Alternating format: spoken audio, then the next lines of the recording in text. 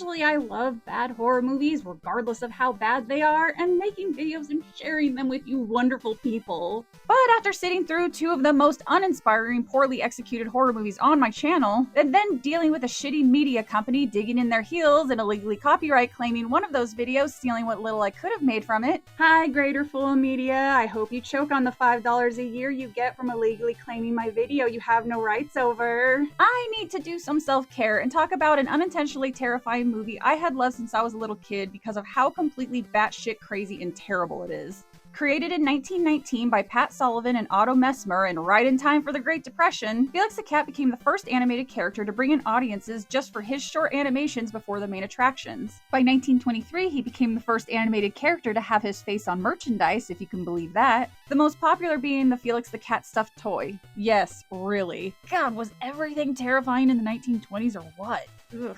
He was so popular, he became a high school mascot in 1926 in the state of Indiana for the Logan Sport Berries. Unfortunately, despite movies with sound becoming more and more popular, Sullivan and Messmer did not want to move into sound production. But by the time they realized their mistake in 1929, it was too late. They never reclaimed the popularity Felix once had, and they were forced to close their animation studios in 1932. It makes one wonder if Sullivan and Messmer would have jumped on the trend sooner. Felix the Cat could have probably been as popular and widely known as Mickey Mouse. Keep in mind, Steamboat Willie, the cartoon with sound starring Mickey Mouse, was released in 1928, and we all know what happened to the Disney Animated Studios. I mean, hell, Felix was given the star on the Hollywood Walk of Fame in 2005. You think there would have been more of an effort to keep the character alive? Well, in fairness, there have been a couple attempts to resurrect the cartoon, including a Christmas movie released by Good Times Entertainment in 2003 that I was completely unaware of until doing research for this video. Watching the trailer for that one kind of reminds me of the old Sonic cartoon, which is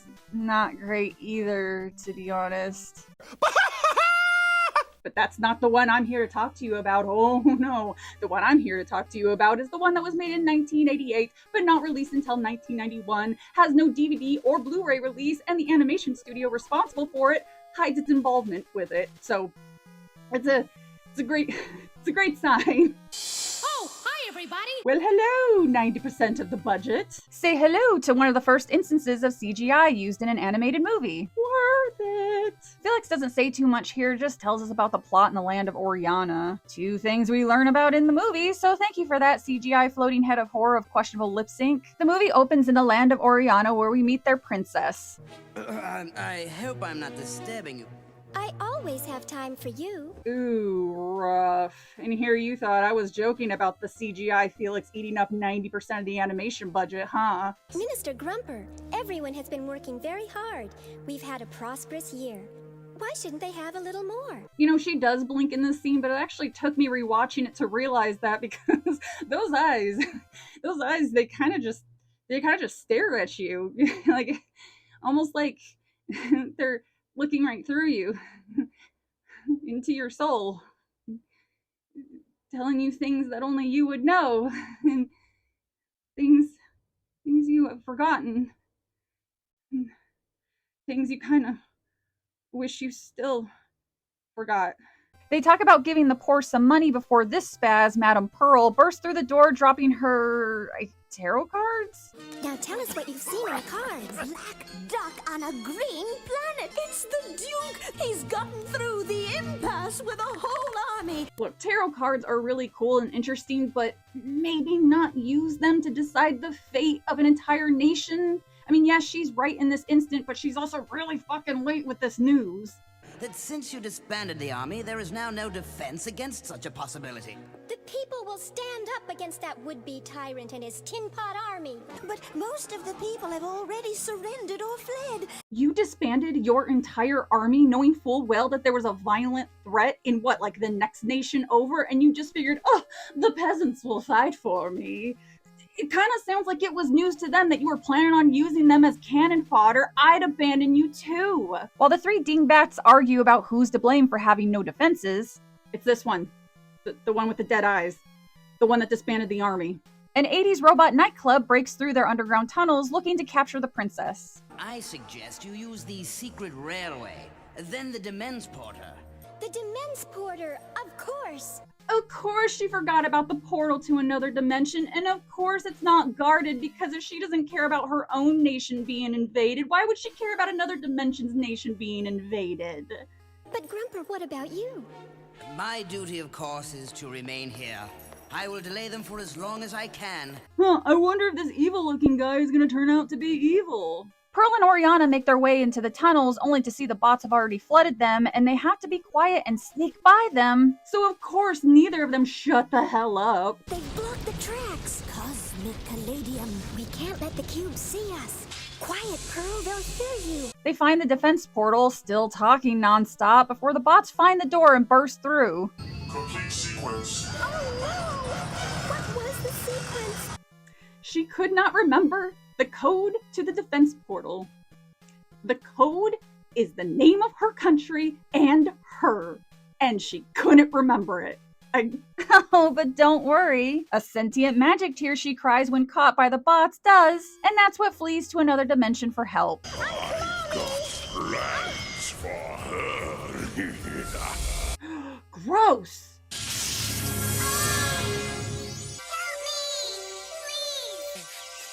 Hey, come back! I won't hurt you! Bella, you just tried to smash it on your face. And Felix is another character that doesn't shut the hell up. Go! Wait, come on back here! Come on! Hey, who turned out the lights? Woo! I'm starting to understand why the creators of Felix were hesitant to make movies with sound. It's like the writers of this movie were under the impression kids were stupid and needed to be spoon-fed every single moment of a plot. The constant dialogue and noise where it's obvious there's not supposed to be any kind of reminds me of the way old anime dubs were. If you didn't see a character's mouth, it was a chance to shove in unneeded dialogue in the film, because God forbid a child thinks about plots. The old dubs of Dragon Ball Z and Sailor Moon did that a lot, and hell, even Disney did it with Kiki's Delivery Service and Spirited Away to a lesser extent. Now say cheese! After more of this, we're introduced to the professor, his on fleek eyeshadow, and his assistant, Poindexter. Look! The bag! Stupendous! Glorious! The bag! I've always wanted that bag! Too easy. Hey, did you guys know that the name Poindexter was actually created by the Felix cartoon in the 50s? I know, I thought that sounded wrong too, but every single reliable source I found regarding the word's etymology points to the Felix the Cat cartoon as creating it. After another 2 minutes of this random bullshittery, the tear finally leads Felix down a tunnel, and Felix mocks a dead person who very obviously was crushed in a mind collapse, and I'm not even trying to be a smartass here, look!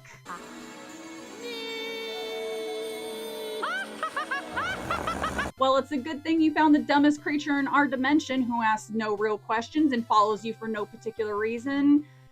Maybe it's like a rule that they have to find a creature of equal intelligence to the princess, because, you know, bringing anybody back with a functioning brainstem would be cheating. After even more annoying Felix antics, he manages to break into Pepperland, and we get a preview of the gross things we're gonna see later. Seriously, look at this shit. Most of these scenes have been made up of stuff just happening. Just things existing in a space for us to gawk at. I can easily re-edit this whole beginning, cutting out all the pointless filler, and the result would probably be about maybe 2 minutes long.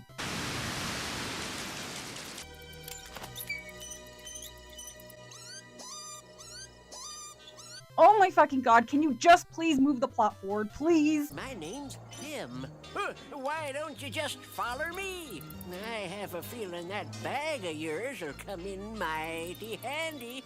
Mighty handy. You know, I would say maybe not make your intentions of stealing his magic bag so obvious, but Felix has the brain capacity of a bagpipe, so he doesn't comment or even give the slightest indication he heard Pym, because it's not like he was saying it out loud. You're sure you've never seen a little drop with a beautiful girl inside it? With long blonde hair. She had these eyes, kind of cat-like. This is getting to be a little too Howard the Duck for me, if you get my meaning. Yuck! Where are we? New Jersey? Look, I know absolutely nothing about New Jersey, but the TV shows and movies that I have seen over the years kind of portrays it as America's butthole. It just, I don't know, the pictures that I saw are like, I thought it looked nice. Why don't you throw me your bag first?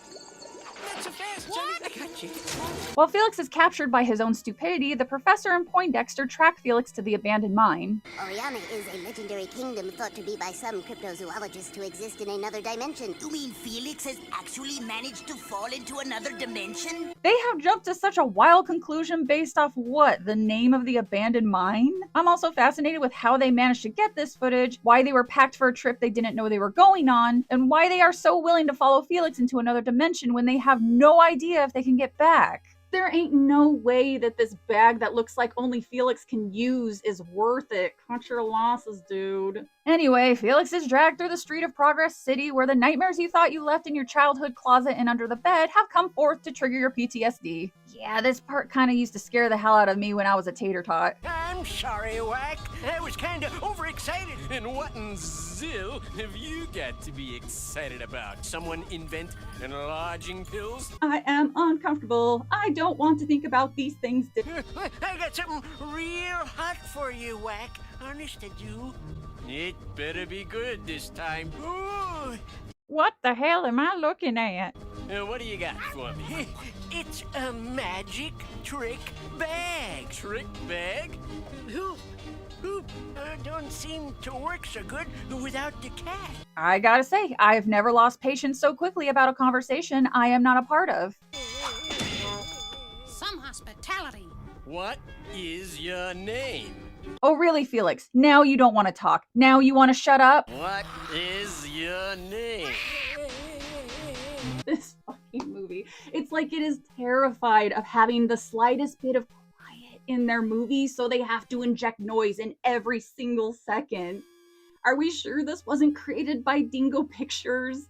I'm leaving. Get the point? Hey! Not here again. Oh, there goes my hope of something happening in this movie. Maybe I'm not alone.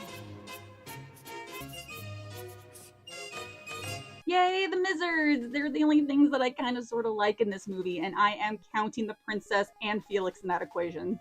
I give you Duke of Zill! So, my Zillions.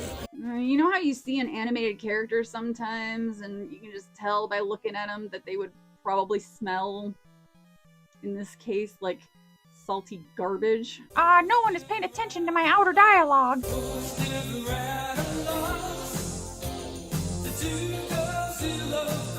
God, every night with this shit. Of course, he has his own 90s theme song. Do you think he's the one who wrote it? Because I think he's the one who wrote it. Why is this lizard person dressed like Lupin the Third? The first act of the evening, tap dancing Mizzards. I don't know. I think they're adorable, and plus they know how to keep their mouths shut for 5 fucking seconds. Felix is forced to perform, and it goes about as well as you'd expect. Boy, I haven't seen this much fruit salad since I was in California. Was that a gay joke in this kid's movie?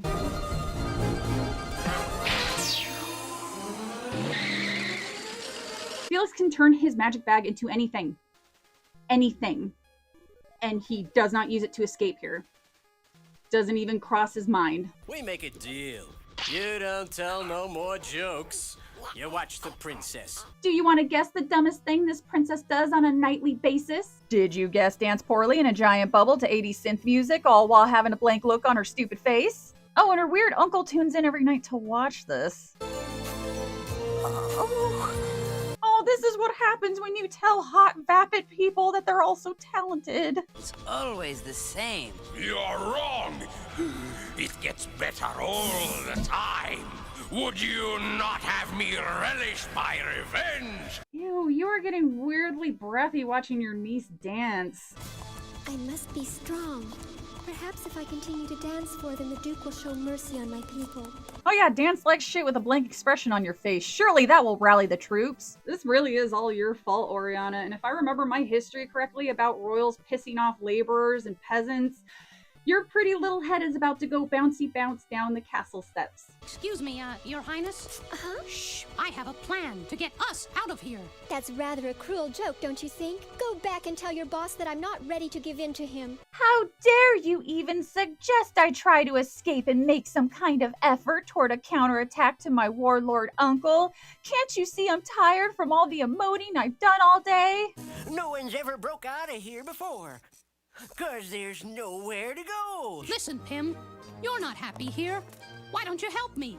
Yeah, guy who robbed me and tricked me into becoming a performance slave, come with me. You're clearly trustworthy. The ringleader, or carnival barker, whatever, I never learned his name, summons Pim to his office, and Felix is thrown back into his cell. Again. Meanwhile, the professor and Poindexter have made their way to the city and assault one of the denizens who are just minding their own business getting drunk on the street. And then that's it for them for a bit. We just see them cause damage to the people who live in this dimension, and then we go back to more Felix nonsense. You see, it feels like these two were shoehorned in because the writers really didn't know where to put them in the story, but if that's the case, then just don't include them.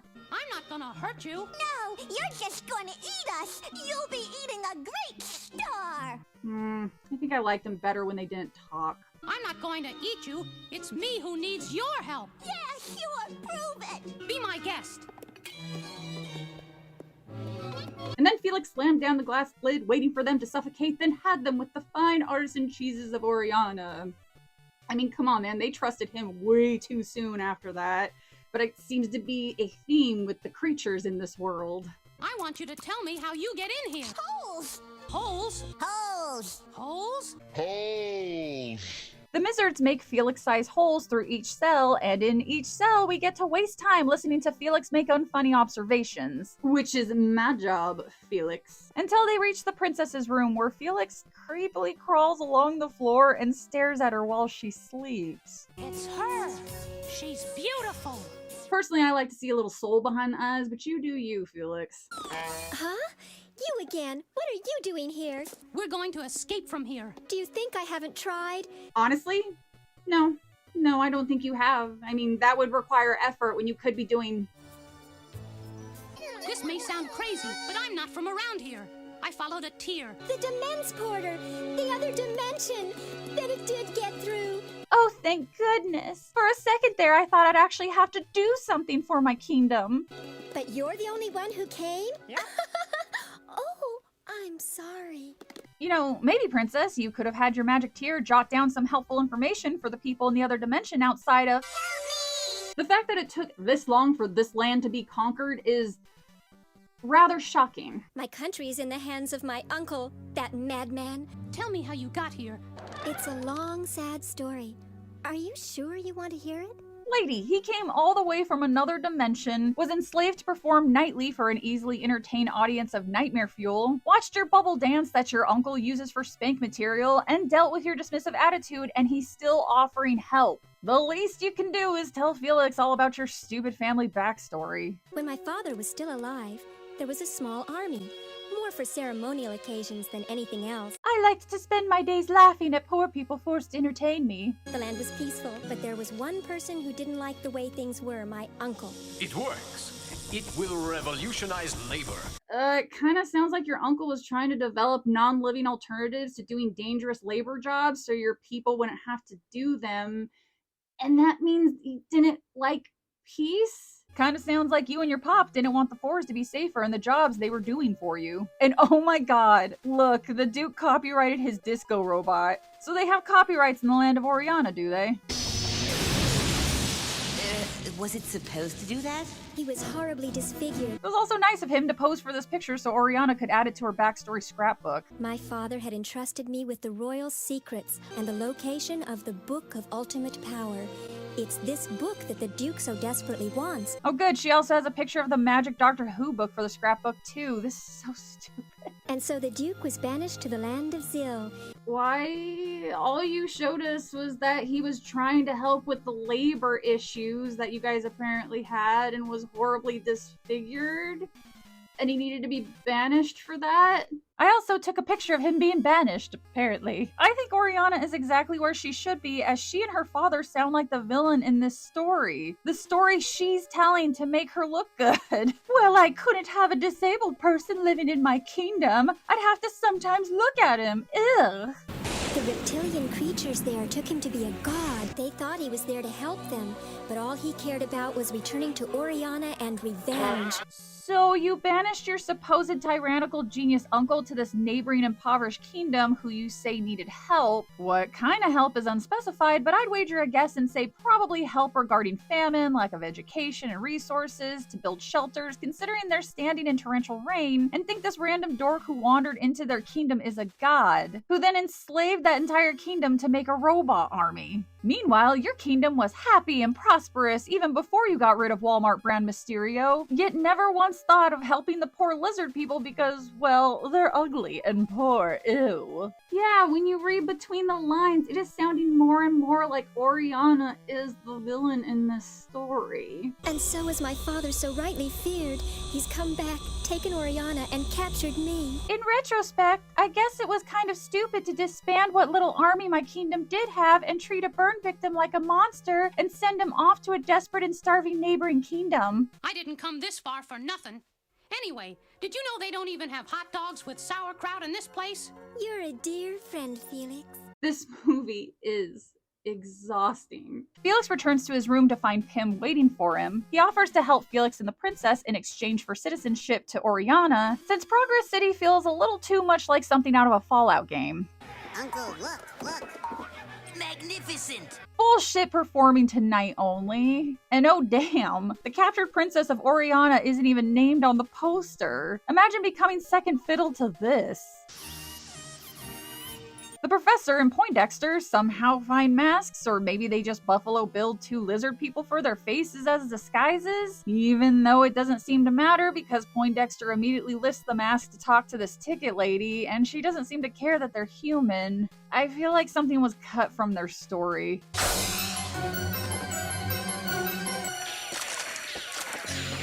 You know, this part with the pipe shooting the audience members into their seats is one of the only real enjoyable moments in this movie, sadly. I just like seeing the personalities of these lizard people, and the more you watch these background characters, the more you realize these people don't seem necessarily evil or really all that bad. A lot of them are actually adorable with the way they look or their mannerisms. Look at him kick his little legs, he's so excited to be there. Again, I cannot help but think that Oriana is the real villain in this story. If you don't want me to think that, don't show many of the denizens of the evil land acting or looking adorable and being non-threatening. This movie is unintentionally terrifying, but not in the way you would think.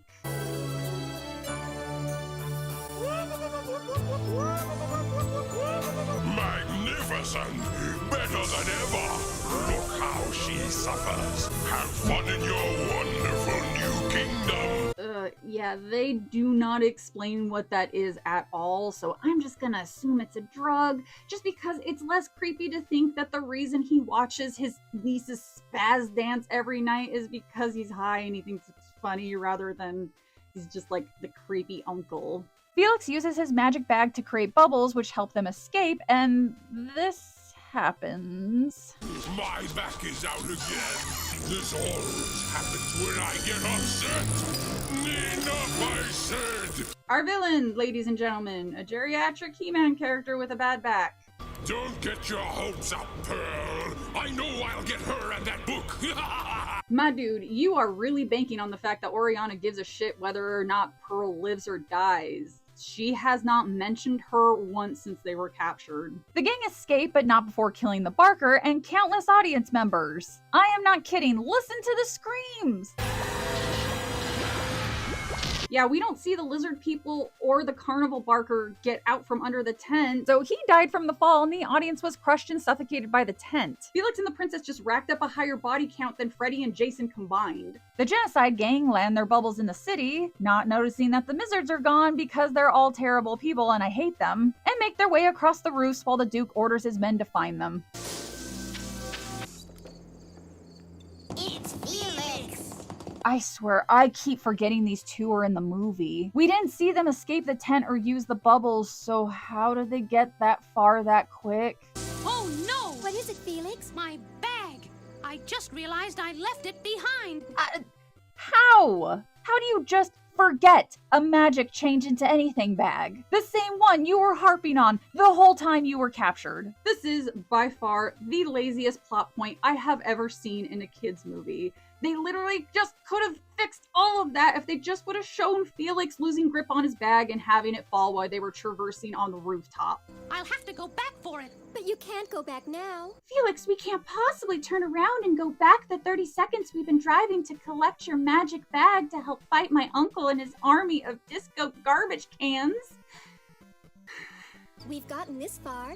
We escaped just like you promised. Oriana, you escaped because Felix had that change into anything magic bag, you dead-eyed, useless, stupid, vapid They're heading this way, sure enough. Come on.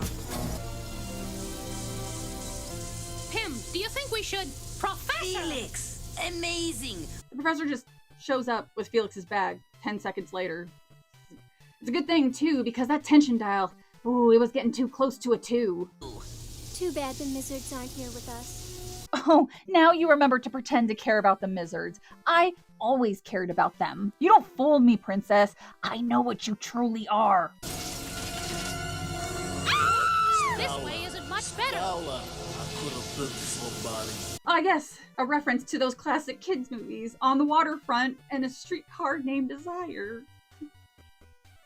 What the fuck? They emerge out of a cave and onto an area that looks like some hairy guy's face because. And all decide to cut through the hair forest, even though they were told it's dangerous. They almost immediately get attacked by flying heads in like 3 steps in the forest, by the way, because duh.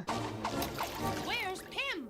One of the heads must have gotten him. Oh, it's all my fault. Well, broken clock. And Pim shows up like 2 seconds later because any type of tension is just too much for the stupid kids to handle. This leads to the secret back entrance to my castle. I played on these steps when I was a child. You what? On those steps? You play on when you were a kid? In there? Yes. Huh?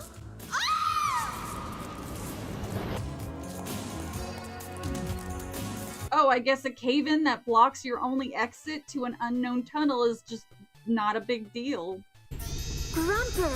Oh no, he's one of them! I should have known. Look at him celebrate. Yeah, he's really getting down. Did the animators not receive any kind of guidance on what these characters were supposed to be doing? The effort it took to fuck this up needs to be studied in animation courses. He betrayed me. Why? Again, I would have betrayed you too. You are the worst.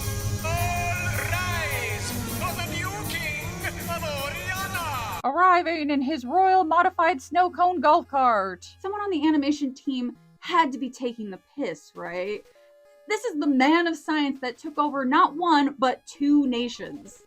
This guy. Oh, the Duke! Oh my god, the man we came here to fight is here!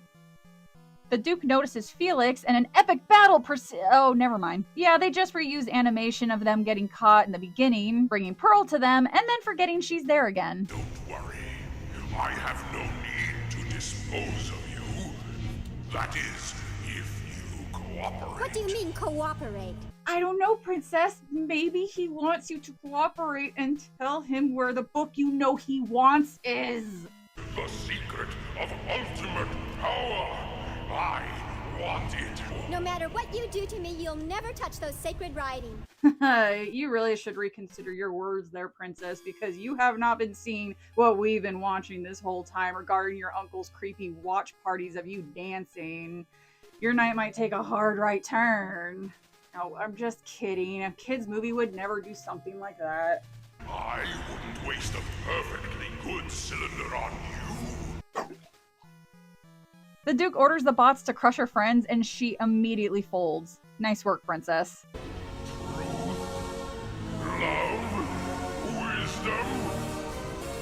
You think you can make a fool of me?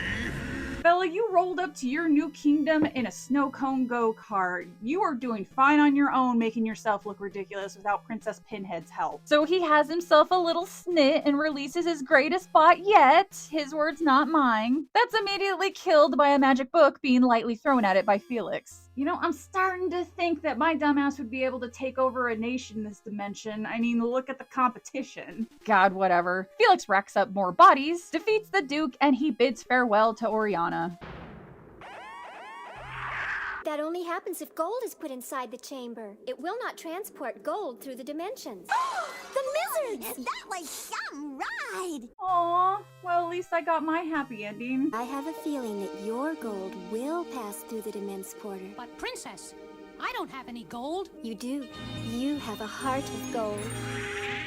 Oh, boo! Boo! I like this stupid movie. It is poorly animated to the point the animation company has actively hid their involvement with it in their home country. The story is poorly written and portrays the apparent good princess as the villain because of it. Every single main and side character are annoying and unlikable except the Mizzards. The villain is a non-threatening dipstick with an army that wouldn't be out of place in a club in Vegas. And yet I love this train wreck. I love it. It's so bad. It's just so dumb and pointless. Speaking of pointless, where the hell is my dinosaur, Flower King, and Crybaby OnlyFans skeleton?